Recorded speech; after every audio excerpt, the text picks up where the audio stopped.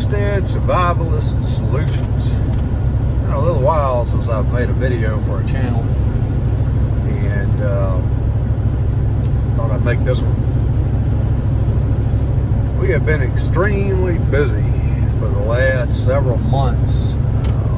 We have started a motor carrier division of our existing company, Transport Resource Solutions.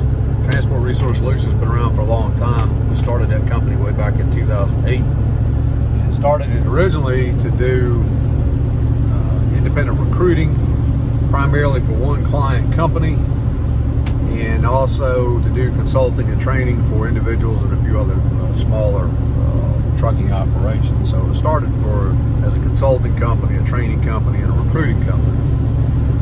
And then, of course, we've published online courses under LD Sewell for several years, and consider that to be a division of Transport Resource Solutions. And so it's been around quite a while in the publishing and training arena. And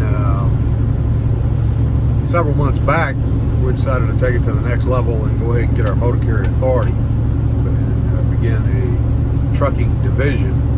So we bought a tractor, bought a trailer, a 2014 Freightliner Cascadia with a 475 Detroit and a 13-speed transmission, and we bought a old 2000 Great Dane trailer and rebuilt pretty much everything on it at this point in time.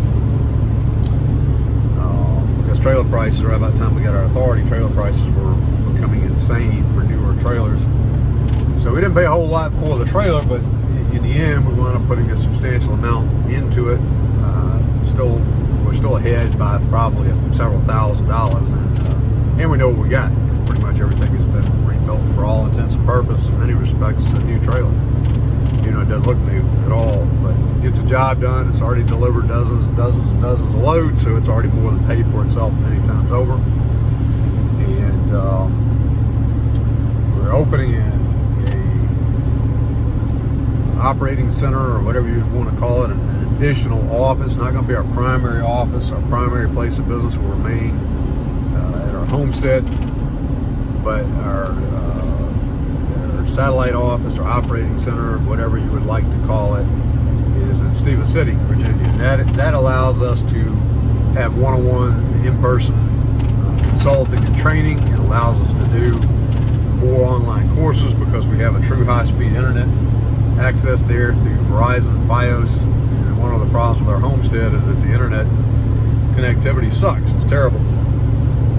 For a little while, it wasn't too bad, and then Verizon changed towers. They did something with their towers, and that took a barely workable situation down to almost non-existent. So, for a lot of reasons, that we've decided to open the office in Stephens City, but those are the main ones: internet access, so we can upload more courses and do the other parts of our business that we need to handle with reliable internet. In addition to that, is to be able to begin offering some small group and individual live training classes. And we have a classroom there, and we have a couple of different offices, so it can very easily accommodate that. The office space is far more than we need for this stage of our business, but it's under a vet's office, so the vet has animals, dogs and stuff in there making all kind of noises and barking during the middle of the day. So that makes it an undesirable space for a lot of people. Imagine a financial services company or insurance company or a real estate company. They wouldn't like that. It's a beautiful office. It would be great other than that, but it doesn't really affect us because a lot of times we're not there in the middle of the day. And when we are, we can just deal with that. But in the evenings and in the mornings and the weekends, it's quiet. It's quiet as can be. So it works great for us, and we like it. And because of those issues and challenges, we got it at a rate that is probably half to maybe even as little as a third of what that same space would rent out for in that area if it weren't for that. So I'm happy about that. I like it. Thankful for it. And we're continuing in between running loads, in between trying to take care of our homestead, in between the other things we're doing. We're continuing to set up desks and furniture and put other things in place to get ready to be able to start inviting you, anybody else who wants to come and join us for some live training and different things, as well as being able to do some live videos and live discussions and stuff online, and one-on-one consultations, and just talking about stuff through Zoom and other things of that nature. So we'll be able to do those things too.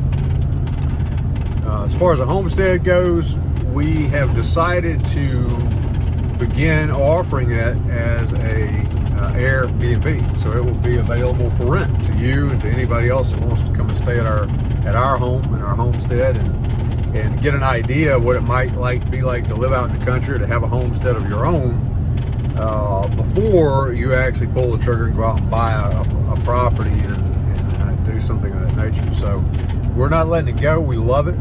We will keep it. I will be there frequently. My wife will be there less frequently. She'll be spending more of her time in Stephen City, but she will be there occasionally. And in fact, we actually even hope to be able to offer some gatherings or group meetings or whatever you might want to call it with people that on topics that are related to homesteading. So that's coming up, but the property is available for Airbnb, and I'm not really marketing it or pushing it yet. We're again doing that significantly in the spring of next year, so spring of 2022. And the vast majority of the funds that come in off of that property, since we're blessed and fortunate that we do not need that income to survive or to make a decent living, so the vast majority of the money that comes in from that property, at least for the first several months, is going to go right back into our homestead, back into making additional improvements and doing other things to make it more enjoyable for people that choose to come and stay with us. And we'll be doing some events, like small scale events, like 4 or 5 people, 8 or 10 people, maybe, probably no more than 10 or 12. Probably let's say 12 and under for the most part. And some of them might just be, again, 1 or 2 people, but small group events there on all the different topics that we teach courses on and talk about. So we might be doing some stuff there on trucking, we might be doing some stuff there on business and entrepreneurship, we might be doing some stuff there on real estate, we might be doing some stuff there on beginning and getting started as a homesteader, survival, and of course inviting other people that have experience and expertise and different things to come in and talk about those topics as well. So that's what's going on with Homestead Survivalist Solutions. And since we now have high-speed internet, you can expect to begin seeing much more regular uploads. And sometimes it'll be actually at the homestead, sometimes they'll be in different places, but I will begin doing a regular steady uploads, at least on a weekly basis, if not more frequently than that. So thanks for watching this video, and I will talk to you very soon again in the next video.